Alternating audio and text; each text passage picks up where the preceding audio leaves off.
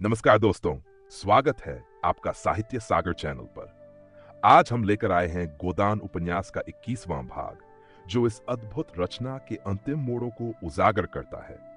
इस भाग में हम देखेंगे कि होरी की यात्रा का क्या समापन होता है और उसकी जीवन भर की इच्छाओं का क्या परिणाम निकलता है। मुंशी प्रेमचंद जी ने इस भाग में गहरे सामाजिक संदेशों और इंसान की जद्दोजहद को बहुत ही प्रभावशाली तरीके से पेश किया है। तो चलिए, इस भाग में हम होरी की संघर्षपूर्ण यात्रा के अंत के करीब पहुंचते हैं। देहातों में साल के 6 महीने किसी न किसी उत्सव में ढोल मजीरा बजता रहता है। होली के 1 महीना पहले से 1 महीना बाद तक फाग उड़ती है। आषाढ़ लगते ही आल्हा शुरू हो जाता है और सावन भादों में कजलियां होती हैं। कजलियों के बाद रामायण गान होने लगता है। सेमरी भी अपवाद नहीं है। महाजन की धमकियां और कारिंदे की बोलियां इस समारोह में बाधा नहीं डाल सकती। घर में अनाज नहीं है, देह पर कपड़े नहीं है, गांठ में पैसे नहीं है, कोई परवाह नहीं। जीवन की आनंद वृत्ति तो दबाई नहीं जा सकती, हंसे बिना तो जिया नहीं जा सकता। यो होली में गाने बजाने का मुख्य स्थान नोखेराम की चौपाल थी। वही भंग बनती थी, वही रंग उड़ता था, वही नाच होता था। इस उत्सव में कारिंदा साहब के 10-5 रुपए खर्च हो जाते थे और किस में यह सामर्थ्य थी कि अपने द्वार पर जलसा कराता। लेकिन अब की गोबर ने गांव के सारे नवयुवकों को अपने द्वार पर खींच लिया है और नोखेराम की चौपाल खाली पड़ी हुई है। गोबर के द्वार भंग घुट रही है, पान के बीड़े लग रहे हैं, रंग घोला जा रहा है, फर्श बिछा हुआ है, गाना हो रहा है और चौपाल में सन्नाटा छाया हुआ है। भंग रखी हुई है, पीसे कौन? ढोल मजीरा सब मौजूद है, पर गाए कौन? जिसे देखो गोबर के द्वार की ओर दौड़ा चला जा रहा है। यहां भंग में गुलाब जल और केसर और बादाम की बहार है। सेर भर बादाम गोबर खुद लाया। पीते ही चोलातर हो जाता है, आंखें खुल जाती हैं। खमीरा तमाकू लाया है, खास बिस्वा की। रंग में भी केवड़ा छोड़ा है। रुपए कमाना भी जानता है और खर्च करना भी जानता है। गाड़ कर रख लो तो कौन देखता है। धन की यही शोभा है। और केवल भंग ही नहीं है, जितने गाने वाले हैं सबका नेवता भी है। और गांव में न नाचने वालों की कमी है, न गाने वालों की, न अभिनय करने वालों की। शोभा ही लंगड़ों की ऐसी नकल करता है कि क्या कोई करेगा। और बोली की नकल करने में तो उसका सानी नहीं है। जिसकी बोली कहो उसकी बोले, आदमी की भी, जानवर की भी। गिरधर नकल करने में बेजोड़ है। वकील की नकल वह करे, पटवारी की नकल वह करे, थानेदार की, चपरासी की, सेठ की, सभी की नकल कर सकता है। हां, बेचारे के पास वैसा सामान नहीं है, मगर अब की गोबर ने उसके लिए सभी सामान मंगा दिया है और उसकी नकलें देखने जोग होंगी। यह चर्चा इतनी फैली कि सांझ से ही तमाशा देखने वाले जमा होने लगे। आसपास के गांवों से की टोलियां आने लगीं। 10 बजते बजते 3-4 हजार आदमी जमा हो गए। और जब गिरधर झिंगुरी सिंह का रूप धरे अपनी मंडली के साथ खड़ा हुआ तो लोगों को खड़े होने की जगह भी न मिलती थी। वही खलवात सिर, वही बड़ी मूंछें और वही तोंद। बैठे भोजन कर रहे हैं और पहली ठकुराइन बैठी पंखा जल रही है। ठाकुर ठकुराइन को रसिक नेत्रों से देखकर कहते हैं, अब भी तुम्हारे ऊपर वह जोबन है कि कोई जवान भी देख ले तो तरफ जाए। और ठकुराइन फूलकर कहती है, जबी तो गई नवेली लाए। उसे तो लाया हूं तुम्हारी सेवा करने के लिए, वह तुम्हारी क्या बराबरी करेगी। छोटी बीबी ये वाक्य सुन लेती है और मुंह फुलाकर चली जाती है। दूसरे दृश्य में ठाकुर खाट पर लेटे हैं और छोटी बहू मुंह फेरे हुए जमीन पर बैठी है। ठाकुर बार बार उसका मुंह अपनी ओर फेरने की विफल चेष्टा करके कहते हैं, मुझसे क्यों रूठी हो मेरी लाडली? तुम्हारी लाडली जहां हो वहां जाओ। मैं तो लौंडी हूं, दूसरों की सेवा टहल करने के लिए आई हूं। तुम मेरी रानी हो, तुम्हारी सेवा टहल करने के लिए वह बुढ़िया है। पहली ठकुराइन सुन लेती हैं और झाड़ू लेकर घर में घुसती हैं और कई झाड़ू उन पर जमाती हैं। ठाकुर साहब जान बचाकर भागते हैं। फिर दूसरी नकल हुई, जिसमें ठाकुर ने 10 रुपए का दस्तावेज लिखकर 5 रुपए दिए, शेष नजराने और तहरीर और दस्तूरी और ब्याज में काट लिए। किसान आकर ठाकुर के चरण पकड़कर रोने लगता है। बड़ी मुश्किल से ठाकुर रुपए देने पर राजी होते हैं। जब कागज लिख जाता है और आदमी के हाथ में 5 रुपए रख दिए जाते हैं तो वह चकराकर पूछता है, ये तो 5 ही है मालिक। 5 नहीं 10 है, घर जाकर गिनना। नहीं सरकार, 5 हैं। 1 रुपया नजराने का हुआ कि नहीं? हां सरकार। 1 तहरीर का? हां सरकार। 1 कागज का? हां सरकार। 1 दस्तूरी का? हां सरकार। 1 सूद का? 5 नगद 10 हुए कि नहीं? हाँ सरकार, अब ये 5 भी मेरी ओर से रख लीजिए। कैसा पागल है? नहीं सरकार, 1 रुपया छोटी ठकुराइन का नजराना है, 1 रुपया बड़ी ठकुराइन का। 1 रुपया छोटी ठकुराइन के पान खाने को, बड़ी ठकुराइन के पान खाने को, बाकी बचा 1, वह आपकी क्रियाकर्म के लिए। इसी तरह नोखेराम और पटेश्वरी और दाता दीन की बारी बारी से सबकी खबर ली गई। और फप्तियों में चाहे कोई नयापन न हो और नकलें पुरानी हो, लेकिन गिरधारी का ढंग ऐसा हास्यजनक था, दर्शक इतने सरल हृदय थे कि बेबात की बात में भी हंसते थे। रात भर भड़ैती होती रही और सताए हुए दिल कल्पना में प्रतिशोध पाकर प्रसन्न होते रहे। आखिरी नकल समाप्त हुई तो कौवे बोल रहे थे। सवेरा होते ही जिसे देखो, उसी की जबान पर वही रात के गाने, वही नकल, वही फिक्रे। मुखिए तमाशा बन गए। जिधर निकलते हैं उधर ही 2-4 लड़के पीछे लग जाते हैं और वही फिक्रे कसते हैं। जिंगुरी सिंह तो दिल्लगीबाज आदमी थे, इसे दिल्लगी में लिया, मगर पटेश्वरी में चिढ़ने की बुरी आदत थी। और पंडित दाता दीन तो इतने तुनुक मिजाज थे कि लड़ने पर तैयार हो जाते थे। वह सबसे सम्मान पाने के आदी थे। कारिंदा की तो बात ही क्या, राय साहब तक उन्हें देखते ही सिर झुका देते थे। उनकी ऐसी हंसी उड़ाई जाए और अपने ही गांव में, यह उनके लिए असह्य था। अगर उनमें ब्रह्म तेज होता तो इन दुष्टों को भस्म कर देते, ऐसा शाप देते कि सब के सब भस्म हो जाते। लेकिन इस कलयुग शाप का असर ही जाता रहा, इसलिए उन्होंने कलयुग वाला हथियार निकाला। होरी के द्वार पर आए और आंखें निकालकर बोले, क्या आज भी तुम काम करने न चलोगे होरी? अब तो तुम अच्छे हो गए। मेरा कितना हर्ज हो गया ये तुम नहीं सोचते। गोबर देर में सोया, अभी अभी उठा था और आंखें मलता हुआ बाहर आ रहा था कि दाता दीन की आवाज कान में पड़ी।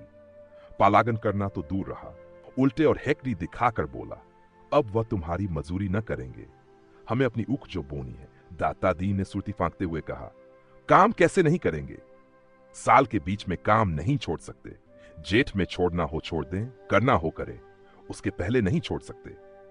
गोबर ने जम्हाई लेकर कहा, उन्होंने तुम्हारी गुलामी नहीं लिखी है। जब तक इच्छा थी काम किया, अब नहीं इच्छा है, नहीं करेंगे। इसमें कोई जबरदस्ती नहीं कर सकता। तो होरी काम नहीं करेंगे ना, तो हमारे रुपए सूद समेत दे दो। 3 साल का सूद होता है 100 रुपया, असल मिलाकर 200 होते हैं। हमने समझा था 3 रुपए महीने सूद में कटते जाएंगे, लेकिन तुम्हारी इच्छा नहीं है तो मत करो, मेरे रुपए दे दो। धन्ना सेठ बनते हो तो धन्ना सेठ का काम करो। होरी ने दाता दीन से कहा, तुम्हारी चाकरी से मैं कब इनकार करता हूं महाराज, लेकिन हमारी ऊख भी तो बोने को पड़ी है। गोबर ने बाप को डांटा, कैसी चाकरी और किसकी चाकरी? यहां तो कोई किसी का चाकर नहीं, सभी बराबर हैं।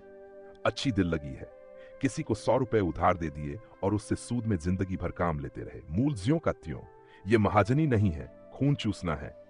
तो रुपए दे दो भैया, लड़ाई काहे की? मैं आने रुपए ब्याज लेता हूं, तुम्हें गांव घर का समझकर आध आने रुपए पर दिया था। हम तो 1 रुपया सैकड़ा देंगे, 1 कौड़ी बेसी नहीं। तुम्हें लेना हो तो लो, नहीं अदालत से लेना। 1 रुपया सैकड़े ब्याज कम नहीं होता। मालूम होता है रुपए की गर्मी हो गई है। गर्मी उन्हें होती है जो 1 के 10 लेते हैं।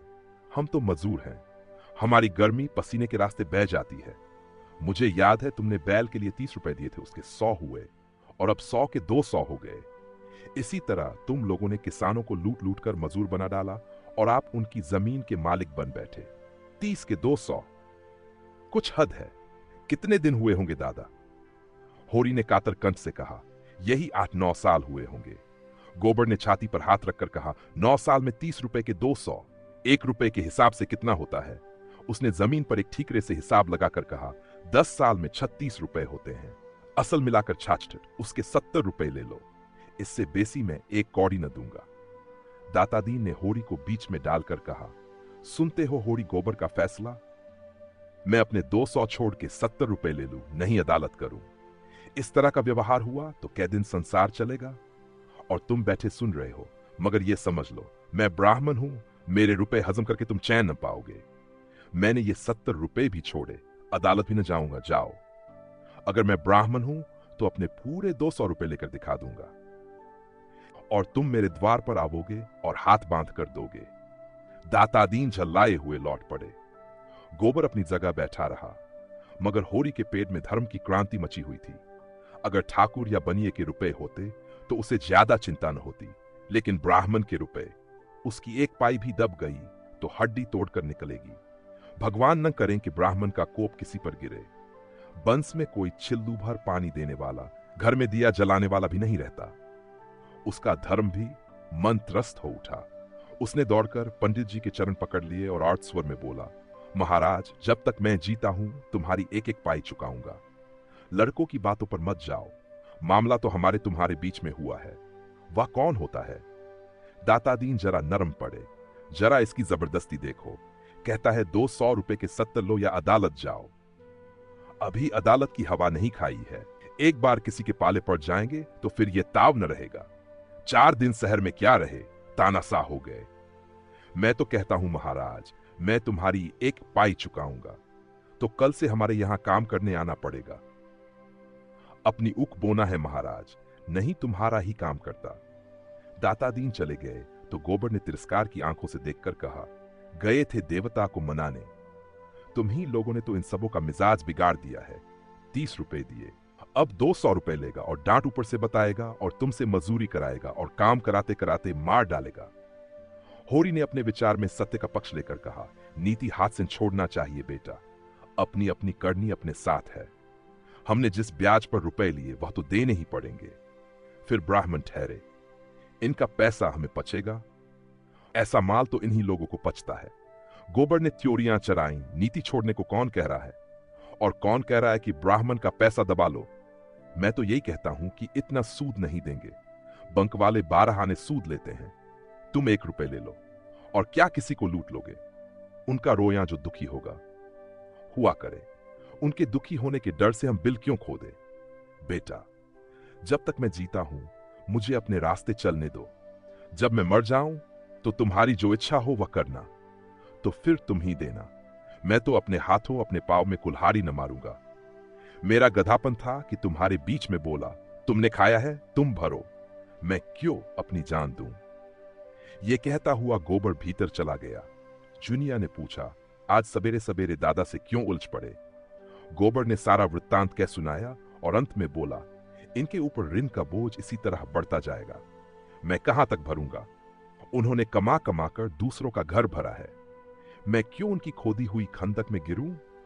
इन्होंने मुझसे पूछकर कर्ज नहीं लिया, न मेरे लिए लिया, मैं उसका देनदार नहीं हूं। उधर मुखियों में गोबर को नीचा दिखाने के लिए षड्यंत्र रचा जा रहा था। ये लौंडा शिकंजे में न कसा गया तो गांव में अधर्म मचा देगा। प्यादे से फर्जी हो गया है न, ठेरे तो चलेगा ही। जाने कहां से इतना कानून सीख आया है। कहता है रुपए सैकड़े सूद से बेसी न दूंगा, लेना हो तो लो, नहीं अदालत जाओ। रात इसने सारे गांव के लौंडों को बटोर कर कितना अनर्थ किया, लेकिन मुखियों में भी ईर्ष्या की कमी थी। सभी अपने बराबर वालों के परिहास पर प्रसन्न थे। पटेश्वरी और नोखेराम में बात हो रही थी। पटेश्वरी ने कहा, मगर सबों को घर घर की रत्ती रत्ती का हाल मालूम है। जिंगुरी सिंह को तो सबों ने एसार गेटा के कुछ न पूछो। दोनों ठकुराइनों की बातें सुन सुनकर लोग हंसी के मारे लौट गए। नोखेराम ने ठट्टा मार कर कहा, मगर नकल सच्ची थी। मैंने कई बार उनकी छोटी बेगम को वखड़े लौंडो से हंसी करते देखा, और बड़ी रानी काजल और सेंदूर और महावर लगाकर जबान बनी रहती हैं। दोनों में रात दिन छिड़ी रहती है। जिंगुरी पक्का बेहया है, कोई दूसरा होता तो पागल हो जाता। सुना तुम्हारी बड़ी भद्दी नकल की, चमरिया के घर में बंद करा के पिटवाया। मैं तो बच्चा पर बकाया लगान का दावा करके ठीक कर दूंगा। वह भी क्या याद करेंगे कि किसी से पाला पड़ा था। लगान तो उसने चुका दिया है ना, लेकिन रसीद तो मैंने नहीं दी। सबूत क्या है कि लगान चुका दिया? और यहां कौन हिसाब किताब देखता है? आज ही प्यादा भेजकर बुलाता हूं। होरी और गोबर दोनों ऊख बोने के लिए खेत सींच रहे थे। अब की ऊख की खेती होने की आशा तो थी नहीं, इसलिए खेत पड़ती पड़ा हुआ था। अब बैल आ गए हैं तो ऊख क्यों न बोई जाए। मगर दोनों जैसे 36 बने हुए थे, न बोलते थे न ताकते थे। होरी बैलों को हाँक रहा था और गोबर मोट ले रहा था। सोना और रूपा दोनों खेत में पानी दौड़ा रही थी कि उनमें झगड़ा हो गया।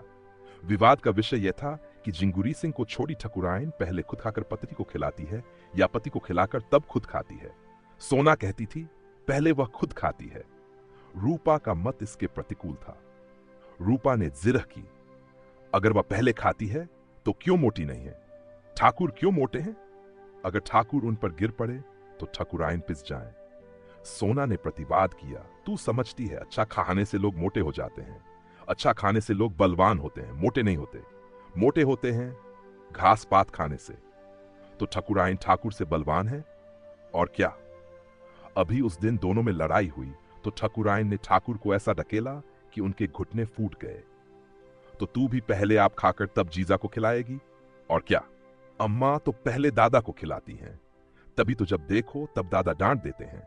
मैं बलवान होकर अपने मर्द को काबू में रखूंगी, तेरा मर्द तुझे पीटेगा, तेरी हड्डी तोड़कर रख देगा। रूपा रुआंसी होकर बोली, क्यों पीटेगा? मैं मार खाने का काम ही न करूंगी। वह कुछ न सुनेगा, तूने जरा भी कुछ कहा और वह मार चलेगा, मारते मारते तेरी खाल उधेड़ लेगा। रूपा ने बिगड़कर सोना की साड़ी दांतों से फाड़ने की चेष्टा की और असफल होने पर चुटकियां काटने लगी। सोना ने और चिढ़ाया, वह तेना कभी काट लेगा। इस पर रूपा ने बहन को दांत से काट खाया। सोना की बांह हल हुआ गई, उसने रूपा को जोर से ढकेल दिया। वह गिर पड़ी और उठकर रोने लगी। सोना भी दांतों के निशान देकर रो पड़ी। दोनों का चिल्लाना सुनकर गोबर गुस्से में भरा हुआ आया और दोनों को दो दो गू से जड़ दिए। दोनों रोती हुई खेत से निकलकर घर दी। सिंचाई का काम रुक गया। इस पर पिता पुत्र में एक जड़पहो। होरी ने पूछा, पानी कौन चलाएगा? दोनों को भगाए। अब जाकर मना क्यों नहीं लाते? तुम ही ने इन सबों को बिगाड़ रखा है। उस तरह मारने से और भी निर्लज हो जाएंगी। 2 जून खाना बंद कर दो, आप ठीक हो जाएं। मैं उनका बाप हूं, कसाई नहीं हूं। पांव में एक बार ठोकर लग जाने के बाद किसी कार ठोकर लगती है और कभी कभी अंगूठा पक जाता है और महीनों कष्ट देता है। पिता और पुत्र के सद्भाव को आज उसी तरह की चोट लगी थी, उस पर यह तीसरी चोट पड़ी। गोबर ने घर जाकर जुनिया को खेत में पानी देने के लिए साथ लिया। जुनिया बच्चे को लेकर खेत में गई। धनिया और उसकी दोनों बेटियां ताकती रहीं। मां को भी गोबर की यह उद्दंडता बुरी लगती थी। रूपा को मारता तो वह बुरान, मानती मान लड़की, तुम अपने घर में सब कुछ होगे, यहां तुम कुछ नहीं हो। अच्छी बात है, आप बेदखली दायर कीजिए। मैं अदालत में तुमसे गंगाजली उठाकर रुपए दूंगा। इसी गांव से 100 शहादतें दिलाकर साबित कर दूंगा कि तुम रसीद नहीं देते। सीधे साधे किसान हैं, कुछ बोलते नहीं। तो तुमने समझ लिया कि सब काठ के उल्लू हैं। राय साहब वहीं रहते हैं जहां मैं रहता हूं। गांव के सब लोग उन्हें हौवा समझते होंगे, मैं नहीं समझता। रत्ती रत्ती हाल कहूंगा और देखूंगा तुम कैसे मुझसे दोबारा रुपए वसूल कर लेते हो। उसकी वाणी में सत्य का बल था।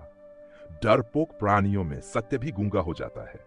वही सीमेंट जो ईंट पर चढ़कर पत्थर हो जाता है, मिट्टी पर चढ़ा दिया जाए तो मिट्टी हो जाएगा। गोबर की निर्भीक स्पष्टवादिता ने उस अनीत के बख्तर को बेद डाला, जिससे सज्जित होकर नोखेराम की दुर्बल आत्मा अपने को शक्तिमान समझ रही थी। नोखेराम ने जैसे कुछ याद करने का प्रयास करके कहा, तुम इतना गर्म क्यों हो रहे हो? इसमें गर्म होने की कौन बात है? अगर होरी ने रुपए दिए हैं तो कहीं न कहीं तो टांग गए होंगे। मैं कल कागज निकाल कर देखूंगा। अब मुझे कुछ कुछ याद आ रहा है कि शायद होरी ने रुपए दिए थे। तुम निस्सा खातिर रहे। अगर रुपए यहां आ गए हैं तो कहीं जा नहीं सकते। तुम थोड़े से रुपये के लिए झूठ थोड़े ही बोलोगे और न मैं ही इन रुपयों से धनी हो जाऊंगा। गोबर ने चौपाल से आकर होरी को ऐसा लथाड़ा कि बेचारा स्वार्थ भी बूढ़ा रुआंसा हो गया। तुम तो बच्चों से भी गए बीते हो जो बिल्ली की म्याऊं सुनकर चिल्ला उठते हैं। कहां कहां तुम्हारी रक्षा करता फिरूंगा। मैं तुम्हें 70 रुपए दिए जाता हूं। दातादीन ले तो देकर भरपाई लिखा देना। इसके ऊपर तुमने 1 पैसा भी दिया तो फिर मुझसे 1 पैसा भी न पाओगे। मैं परदेश में इसलिए नहीं पड़ा हूं कि तुम अपने को लुटवाते रहो और मैं कमाकर भरता रहूं। मैं कल चला जाऊंगा, लेकिन इतना कहे देता हूं, किसी से 1 पैसा उधार मत लेना और किसी को कुछ मत देना। मंगरू, दुलारी, दातादीन सभी से 1 रुपया सैकड़े सूद कराना होगा। धनिया भी खाना खाकर बाहर निकल आई। बोली, अभी क्यों जाते हो बेटा? 2-4 दिन और रहकर ऊख की बोनी करा लो और कुछ लेन देन का हिसाब भी ठीक कर लो तो जाना। गोबर ने शान जमाते हुए कहा, मेरा 2-3 रुपए रोज का घाटा हो रहा है, यह भी समझती हो। यहां मैं बहुत बहुत तो 4 आने की मजूरी ही तो करता हूं और अब की मैं जुनिया को भी लेता जाऊंगा। वहां मुझे खाने पीने की बड़ी तकलीफ होती है। धनिया ने डरते डरते कहा, जैसी तुम्हारी इच्छा। लेकिन वहां वह कैसे अकेले घर संभालेगी, कैसे बच्चे की देखभाल करेगी? अब बच्चे को देखूं कि अपना सुविधा देखूं, मुझसे चूल्हा नहीं फूंका जाता। ले जाने को मैं नहीं रोकती, लेकिन परदेश में बाल बच्चों के साथ रहना, न कोई आगे न पीछे। सोचो कितना झंझट है। परदेश में संगी साथी निकल ही आते हैं अम्मा, और ये तो स्वार्थ का संसार है। जिसके साथ 4 पैसे गम खाओ वही अपना, खाली हाथ तो माँ बाप भी नहीं पूछते। धनिया कटाक्ष समझ गई, उसके सिर से पांव तक आग लग गई। बोली, माँ बाप को भी तुमने उन्हीं पैसे के यारों में समझ लिया? आंखों देख रहा हूं। नहीं देख रहे हो? माँ बाप का मन इतना निठुर नहीं होता। हाँ, लड़के अलबत्ता जहां 4 पैसे कमाने लगे कि माँ बाप से आंखें फेर ली। इसी गांव में 1-2 नहीं 10-20 पड़तोक दे दूं। माँ बाप कर्ज कवाम लेते हैं, किसके लिए? लड़के लड़कियों ही के लिए कि अपने भोग विलास के लिए। क्या जाने तुमने किसके लिए कर्ज लिया? मैंने तो एक पैसा भी नहीं जाना। बिना पाले ही इतने बड़े हो गए। पालने में तुम्हारा लगा क्या? जब तक बच्चा था दूध पिला दिया, फिर लावारिस की तरह छोड़ दिया। जो सबने खाया वही मैंने खाया। मेरे लिए दूध नहीं आता था, मक्खन नहीं बधा था। और तुम भी चाहती हो, और दादा भी चाहते हैं कि मैं सारा कर्जा चुकाऊं, लगान दूं, लड़कियों का ब्याह करूं। जैसे मेरी जिंदगी तुम्हारा देना भरने ही के लिए है। मेरे भी तो बाल बच्चे हैं। धनिया सन्नाटे में आ गई। एक ही क्षण में उसके जीवन का मृदु स्वप्न जैसे टूट गया। अब तक वह मन में प्रसन्न थी कि अब उसका दुख दरिद्र सब दूर हो गया। जब से गोबर घर आया, उसके मुख पर हास की एक छटा खिली रहती थी। उसकी वाणी में मृदुता और व्यवहारों में उदारता आ गई। भगवान ने उस पर दया की है तो उसे सिर झुकाकर चलना चाहिए। भीतर की शांति बाहर सौजन्य बन गई थी। ये शब्द पते हुए बालू की तरह हृदय पर पड़े और चने की भांति सारे अरमान झुलस गए। उसका सारा घमंड चूर चूर हो गया। इतना सुन लेने के बाद अब जीवन में क्या रस रह गया? जिस नौका पर बैठकर इस जीवन सागर को पार करना चाहती थी, वह टूट गई तो किस सुख के लिए जिए? लेकिन नहीं, उसका गोबर इतना स्वार्थी नहीं है। उसने कभी मां की बात का जवाब नहीं दिया, कभी किसी बात के लिए जिद नहीं की। जो कुछ रूखा सूखा मिल गया वही खा लेता था। वही भोला भाला शील स्नेह का पुतला आज क्यों ऐसी दिल तोड़ने वाली बातें कर रहा है? उसकी इच्छा के विरुद्ध तो किसी ने कुछ नहीं कहा। माँ बाप दोनों ही उसका मुंह जोहते रहते हैं। उसने खुद ही लेन देन की बात चलाई। नहीं, उससे कौन कहता है कि तू माँ बाप का देना चुका? माँ बाप के लिए यही क्या कम सुख है कि वह इज्जत आबरू के साथ भले मानसों की तरह कमाता खाता है। उससे कुछ हो सके तो माँ बाप की मदद कर दे। नहीं हो सकता तो माँ बाप उसका गला न दबाएंगे। जुनिया को ले जाना चाहता है, खुशी से ले जाए। धनिया ने तो केवल उसकी भलाई के ख्याल से कहा था कि जुनिया को वहां ले जाने में उसे जितना आराम मिलेगा उससे कहीं ज्यादा झंझट बढ़ जाएगा। उसमें ऐसी कौन सी लगने वाली बात थी कि वह इतना बिगड़ उठा? हो न हो यह आग जुनिया ने लगाई है। वही बैठे बैठे उसे मंत्र पढ़ा रही है। यहां शौक सिंगार करने को नहीं मिलता, घर का कुछ न कुछ काम भी करना ही पड़ता है।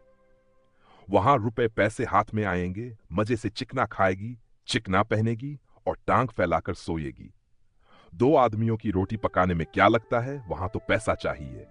सुना बाजार में पकी पकाई रोटियां मिल जाती हैं। यह सारा उपद्रव उसी ने खड़ा किया है। शहर में कुछ दिन रह भी चुकी है। वहां का दाना पानी मुंह लगा हुआ है। यहां कोई पूछता न था। यह भोंदू मिल गया, इसे फांस लिया। जब यहां 5 महीने का पेट लेकर आई थी, तब कैसी म्याव म्याव करती थी। तब यहां सरन न मिली होती तो आज कहीं भीख मांगती होती। ये उसी नेकी का बदला है। इसी चुड़ैल के पीछे डांट देना पड़ा। बिरादरी में बदनामी हुई, खेती टूट गई, सारी दुर्गत हो गई। और आज ये चुड़ैल जिस पत्त में खाती है उसी में छेद कर रही है। पैसे देखे तो आंख हो गई। तभी एंटिटी फिरती है, मिजाज नहीं मिलता। आज लड़का 4 पैसे कमाने लगा है ना। इतने दिनों बात नहीं पूछी तो सास का पाव दबाने के लिए तेल लिए दौड़ती थी। डाइन उसके जीवन की निधि को उसके हाथ से छीन लेना चाहती है। दुखित स्वर में बोली, यह मंत्र तुम्हें कौन दे रहा है बेटा? तुम तो ऐसे न थे। माँ बाप तुम्हारे ही हैं, बहनें तुम्हारी ही है, घर तुम्हारा ही है। यहां बाहर का कौन है? और हम क्या बहुत दिन बैठे रहेंगे? घर की मर्जाद बनाए रहोगे तो तुम ही को सुख होगा। आदमी घर वालों ही के लिए धन कमाता है कि और किसी के लिए? अपना पेट तो सुअर भी पाल लेता है। मैं न जानती थी जुनिया नागिन बनकर हमी को डसेगी। गोबर ने तिनका कर कहा, अम्मा, नादान नहीं हूं कि जुनिया मुझे मंत्र पढ़ाएगी। तुम उसे नाहक कोस रही हो। तुम्हारी गिरस्ती का सारा बोझ मैं नहीं उठा सकता। मुझसे जो कुछ हो सकेगा तुम्हारी मदद कर दूंगा, लेकिन अपने पांवों में बेड़ियां नहीं डाल सकता। जुनिया भी कोठरी से निकलकर बोली, अम्मा, जुलाहे का गुस्सा दाढ़ी पर न उतारे। कोई बच्चा नहीं है कि उन्हें फोड़ लूंगी। अपना अपना भला बुरा सब समझते हैं। आदमी इसीलिए नहीं जन्म लेता कि सारी उम्र तपस्या करता रहे और एक दिन खाली हाथ मर जाए। सब जिंदगी का कुछ सुख चाहते हैं। सबकी लालसा होती है कि हाथ में 4 पैसे हों। धनिया ने दांत पीस कर कहा, अच्छा जुनिया, बहुत जान न बघार। अब तू भी अपना भला बुरा सोचने योग्य हो गई है। जब यहां आकर मेरे पैरों पर सिर रखे रो रही थी, तब अपना भला बुरा नहीं सूझा था? उस घड़ी हम भी अपना भला बुरा सोचने लगते तो आज तेरा कहीं पता न होता। इसके बाद संग्राम छिड़ गया। ताने मेहने, गाली गलौज, थुक्का फजीहत, कोई बात न बची। गोबर भी बीच बीच में डंक मारता जाता था। होरी बरौठे में बैठा सब कुछ सुन रहा था। सोना और रूपा आंगन में सिर झुकाए खड़ी थीं। दुलारी, पुनिया और कई स्त्रियां बीच बचाव करने आ पहुंची थीं। गर्जन के बीच में कभी कभी बूंदें भी गिर जाती थीं। दोनों ही अपने अपने भाग्य को रो रही थीं। दोनों ही ईश्वर को कोस रही थीं और दोनों अपनी अपनी निर्दोषिता सिद्ध कर कही थीं। जुनिया गड़े मुर्दे उखाड़ रही थी। आज उसे हीरा और शोभा से विशेष सहानुभूति हो गई थी, जिन्हें धनिया ने कहीं का न रखा था। धनिया की आज तक किसी से न पटी थी, तो जुनिया से कैसे पट सकती है? धनिया अपनी सफाई देने की चेष्टा कर रही थी, लेकिन न जाने क्या बात थी कि जनमत जुनिया की ओर था।